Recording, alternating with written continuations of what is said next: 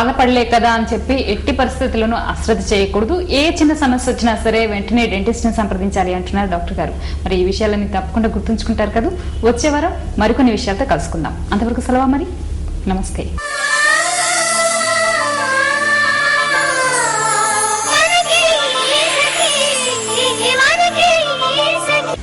నమస్కారం. అమ్మకి ఆలు కార్యక్రమానికి స్వాగతం. పిల్లల పళ్ళకి సంబంధించి మనం ఎన్నో విషయాలు తెలుసుకుంటున్నామండి. మన కార్యక్రమంలో ఎన్ని విషయాలు తెలుసుకున్నా ఇంకా దిద్దాల్సిన ఆలు ఇంకా మిగిలే ఉన్నాయనిపిస్తుంది. మరి ఇవాళ ఆ కొత్త ఆలేంటో చూద్దామా.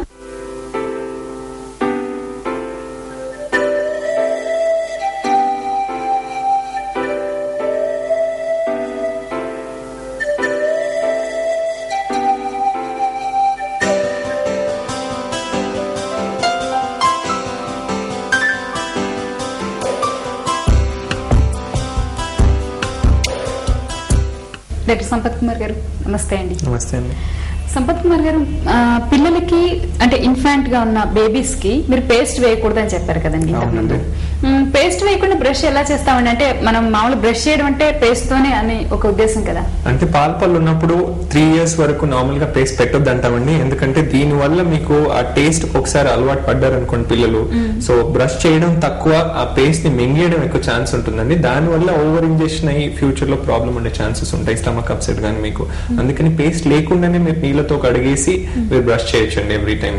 అది 3 years తర్వాత నార్మల్ గా 3 to 6 years మీకైతే నార్మల్ గా టూత్ పేస్ట్ పెట్టొచ్చండి. కానీ దాని చాలా లిమిటెడ్ ఉంటుంది అది క్వాంటిటీ.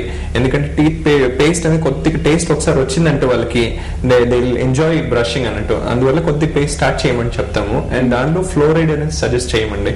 బట్ 6 years ఆన్వర్డ్స్ ఏది ఉంటుందో, 6 years అంటే 6 ఏళ్ళ నుంచి 12 ఏళ్ళ తర్వాత, సో ఫ్లోరైడ్ అనేది తప్పకుండా యూజ్ ఉంటుందండి. ఫ్లోరైడ్ సప్లిమెంట్ టూత్ పేస్ట్ లో గానీ మీరు అదర్ ఫార్మ్ ఆఫ్ సప్లిమెంట్ గానీ తప్పకుండా ఇవ్వచ్చు. టూత్ పేస్ట్ లో ఫ్లోరైడ్ అనేది తప్పకుండా యూజ్ చేయొచ్చు.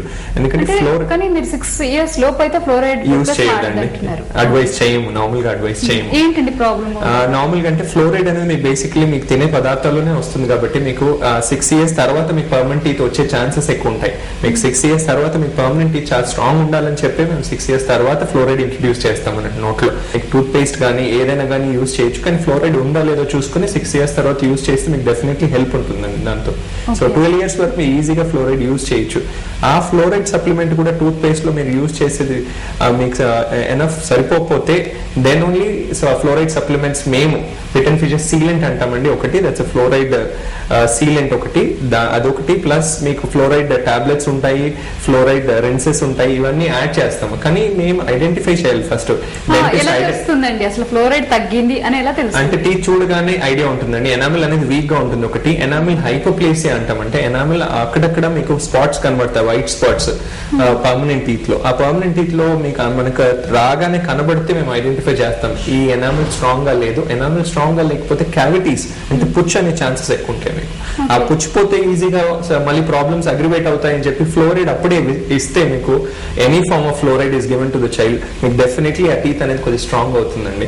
అది నార్మల్లీ టూత్ పేస్ట్ తోనే స్టార్ట్ చేస్తాం. అందుకని 6 years ఆన్వర్డ్స్ ఇవ్వమంటాం. ఎందుకంటే పర్మనెంట్ టీత్ రావడం 6 years నుంచి ఉంటుంది. ఇక్కడ ఒక విషయం గుర్తుపెట్టుకోవాలి, 6 years లోపు ఫ్లోరైడ్ ఉన్న టూత్ పేస్ట్ అవాయిడ్ చేయాలి. 6 years తర్వాత కంపల్సరీ ఉండేట్లు చూసుకోవాలి. ఉంటే బెటర్ అండి, ఆల్వేస్ హెల్ప్ అవుతుంది. మీకు టీత్ అనేది పర్మనెంట్ టీత్ కి మీకు చాలా స్ట్రాంగ్ అవుతుంది. అదే దానిలో 6 years కి బేసికలీ మీకు మనకు నార్మల్ గా పేరెంట్స్ మదర్స్ చూసేది ఏంటంటే ఫ్రంట్ పళ్ళు కనబడతాయండి మనకి. ఏది అప్పర్ టీత్ 4 కింద 4 టీత్ పోయి కనబడడం మన కళ్ళతో చూస్తాం. అదే ఏజ్ లో మనకి 6 years కి లాస్ట్ దంతాలు అంటే ఫస్ట్ మోలార్స్ అంటామండి. మేము మా భాషలో యంగ్ పర్మనెంట్ టీత్ అంటాం. అంటే యంగ్ ఎందుకు అంటామంటే అప్పుడే కొత్తగా వచ్చిన పర్మనెంట్ పన్ను అది. అంటే ఏంటంటే మనకు ఉండే 20 పాల పళ్ళలో ఆ 20 పాల పళ్ళు 6 years నుంచి 13 years లోగా తప్పకుండా పడిపోతాయండి. పడిపోయాక అన్నిటికన్నా వెనకాల వచ్చే permanent teeth, first permanent teeth 6 years కి వస్తుందండి. అందుకని చాలా మందికి అవగాహన ఏంటంటే ఇది కూడా పాల పన్నే, దీనికి పుచ్చు వస్తే ఎందుకు ట్రీట్మెంట్ చేయాలి, ఎప్పుడు వచ్చింది మేము చూడలేదు ఈ పన్నును అసలు అనే ఆలోచన ఉంటుంది. కానీ ఇదేంటంటే అన్నిటికన్నా ఎగ్జిస్టింగ్ లాస్ట్ మిల్క్ టీత్ వెనకాల దంతం పాల దంతం తర్వాత ఏ పాల పన్ను పడిపోక ముందే డైరెక్ట్ గా నోట్లోకి వస్తుందండి. అందుకని వీటిని యాక్సెషనల్ టీత్ అంటాము. యాక్సెషన్ అంటే వితౌట్ ఎనీ ప్రైమరీ అంటే మిల్క్ టీత్ పడకుండా డైరెక్ట్ గా నోట్లోకి వచ్చేది. అంటే ఇవి ఎప్పటికీ ఇంకా పడిపోవు లేదండి, ఒకసారి వచ్చాయంటే మనం ఉన్న రోజు లైఫ్ లాంగ్ ఉంటాయండి. మన 3 దంతాలు ఉంటాయి. ఒకటి 6 years మోలార్ అంటాం, ఇది యంగ్ పర్మనెంట్ టీత్ ఫస్ట్ మోలారు. ఒకటి రెండోది 12 year మోలార్ అంటామండి, 12 ఏళ్ళ నుంచి 13 ఏళ్ళకి వస్తుంది. ఇంకా అన్నిటికన్నా అందరికి తెలిసిన విషయం ఏంటంటే జ్ఞానదంతం అంటే విజ్డమ్ టీత్, అది 18 years తర్వాత వస్తుంది. అందుకని దాని పేరు ఇచ్చుంటారు, 18 years తర్వాత వస్తుంది కాబట్టి విజ్డమ్ టీత్ అని అసోసియేట్ చేస్తుంటారు.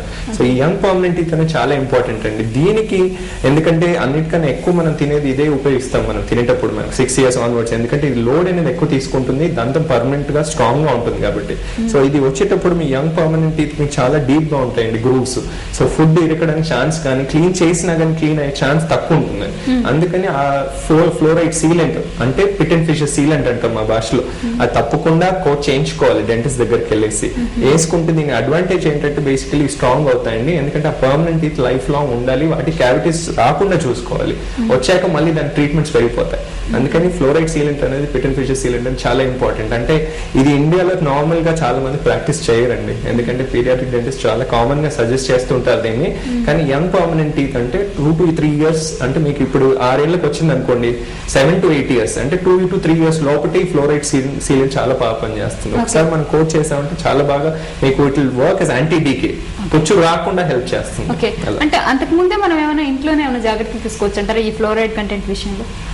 తీసుకోవచ్చండి. ఫ్లోరైడ్ అంటే బేసిక్లీ మీకు టీత్ లో ఒకటి యూజ్ చేయొచ్చు. సెకండ్, మీకు నార్మల్ గా డైట్ తీసుకుంటే అన్ని ఉంటే నార్మల్ న్యూట్రిషియస్ డైట్ అంటాం, అది తీసుకుంటే సరిపోతుందండి. Enough form of fluoride is taken up by permanent teeth.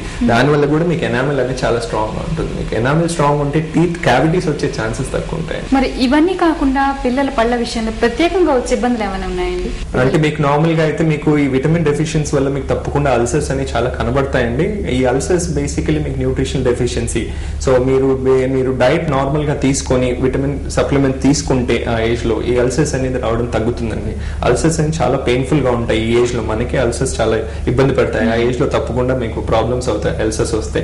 ఆ హీలింగ్ పీరియడ్ కూడా నార్మల్ గా 7 to 14 days ఉంటుందండి నోట్లో అల్సర్స్ వస్తే. సో ఈ అల్సర్స్ రాకుండా డైట్ డెఫిషియన్సీస్ కొద్దిగా చూసి జాగ్రత్త పడితే మీకు అల్సర్స్ అనేది తగ్గుతాయి మీకు. సో మరి ఓవరాల్ గా మా తల్లులకి ఏం సలహా చెప్తారు మీరు? అసలు పిల్లల పళ్ళ విషయంలో మనం A to Z ఏమి జాగ్రత్తలు తీసుకోవాలి? అంటే basically first visit dental visit అని చాలా ఇంపార్టెంట్ అండి. 0 to 1 year లో మీకు ఫస్ట్ పాల పన్ను రాగానే తప్పకుండా ఫస్ట్ బర్త్డే లోగైనా ఫస్ట్ బర్త్డే తర్వాత అయినా ఒక్కసారి తప్పకుండా డెంటిస్ట్ ని విజిట్ చేయాలండి. చూపించుకొని మీకు ఏమైనా ప్రాబ్లమ్స్ ఉంటే అక్కడే ఐడెంటిఫై చేసుకొని బ్రషింగ్ హ్యాబిట్స్ మీరు నేర్చుకుంటే తప్పకుండా చాలా బెనిఫిట్ అవుతుందండి. మీకు ప్రాబ్లమ్స్ అనేది తక్కువ అవుతుంది. లేకపోతే మీకు డౌట్స్ అనేది పెరిగిపోతాయి. మీకు 6 to 7 years రాగానే ఫస్ట్ పాల పన్ను పడిపోయి కొత్త పన్ను ఇర్రెగ్యులర్ గా వస్తుంది, వంకర వస్తుంది. పాల పన్ను వచ్చేసి కొత్త పన్ను ఇంకా అక్కడే ఉంది, జరగట్లేదు, పాల పన్ను లూజ్ గా ఉంది, పడిపోవట్లేదు అని చాలా మంది అంటారు. సో కానీ అది ఎన్ని రోజులు నార్మల్ గా అయితే మేమేమంటామంటే 6 to 7 years కి 1 to 2 months వెయిటింగ్ పీరియడ్ ఉంటుందండి. ఏది పాల పన్ను మీకు లూజ్ గా ఉండి పర్మనెంట్ పన్ను కనిపించాక కూడా దాని చోట్లో 1-2 months బియాండ్ ఉండి మీకు పర్మనెంట్ పన్ను రాకపోతే కూడా మీకు అంటే ఆ చోట్లోకి రాకపోయి పాల పన్ను అలాగే ఉంటే కానీ పాల పన్ను తప్పకుండా అవసరం ఉంటే తీయించేసుకోవాలండి. పీడియాట్రిక్ డెంటిస్ట్ దీనిలో యాక్చువల్లీ స్పెషలైజేషన్ ఇంపార్టెంట్. మీకు ఆ పీడియాట్రిక్ డెంటిస్ట్ లో మేము ఏంటంటే ఆ ప్రాబ్లమ్ ఐసోలేట్ చేసి అక్కడే మేము ఐడెంటిఫై చేస్తాం కాబట్టి చాలా ఈజీగా మేము మేనేజ్ చేయగలుగుతాం. వేరే వాళ్ళకన్నా చాలా ఈజీగా ట్రీట్మెంట్స్ చేయగలుగుతాం, ఆ ట్రైనింగ్ ఉంటుంది కాబట్టి. సో ఎప్పుడు చెప్పినట్లుగానే పాల పడలే కదా నిర్లక్ష్యం చేయకుండా తప్పకుండా జాగ్రత్త తీసుకోవాలి అని అంటారు. అవునండి, చాలా ఇంపార్టెంట్ అది. థ్యాంక్ యూ సో మచ్ అండి. థ్యాంక్ యూ అండి. నమస్తే అండి.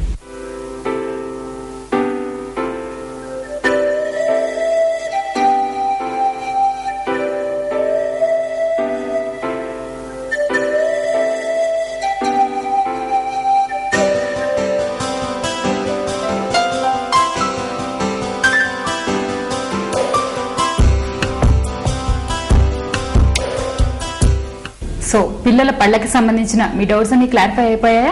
అయితే పిల్లలకు సంబంధించి ఎన్నో విషయాలు ఉంటాయి కదండి, ఆ విషయాలకు సంబంధించి ఇంకా ఎన్నో డౌట్స్ కూడా ఉంటాయి. వాటన్నిటి గురించి ముందు ఎపిసోడ్స్ లో తెలుసుకుందాం.